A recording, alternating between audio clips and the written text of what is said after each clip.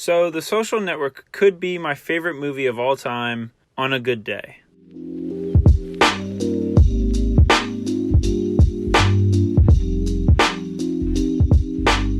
The Social Network is a 2010 film by David Fincher starring Jesse Eisenberg, Andrew Garfield, and Justin Timberlake. It tells the story of Facebook.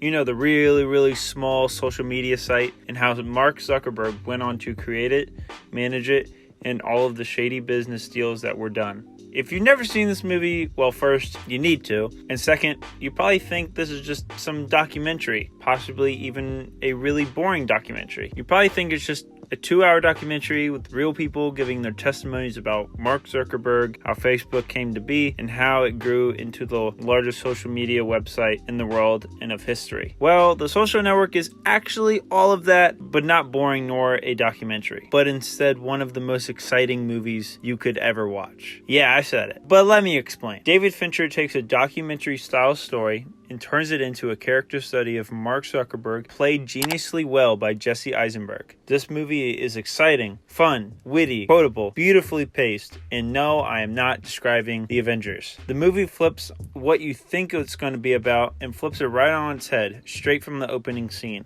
where Mark and his soon-to-be ex-girlfriend are having a conversation. The dialogue seems to be pretty messy, muddled, and running in a circle. But really, all it is following Mark as he makes his way, dragging his soon-to-be ex-girlfriend through the conversation. Mark mentions Final Club, and all of a sudden he is 10 steps ahead. His soon-to-be ex-girlfriend tries to keep up, but just can't. And right when she thinks she's ahead, Mark jumps another 10 steps in front, dragging her that much more. Just from the opening scene, the audience realizes this movie will not be like any other movie that they have seen. It will force you to pay attention. It will keep you on your toes, and you will have to watch every scene with intent, and even listen to the dialogue even closer than you have ever listened to dialogue before. The timeline of this movie moves from point A to point B, but it consistently drags you back to the present day. Funny enough, to show the lawsuit meetings. The movie asks you to pay attention to the scenes in the past, jump you to the present, push you back to the past for a little bit more detail, and then drags you back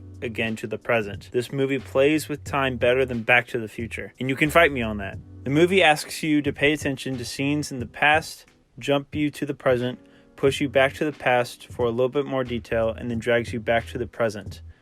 Just like the opening scene in its dialogue. The opening scene is a microcosm of what the entirety of the rest of the film will display.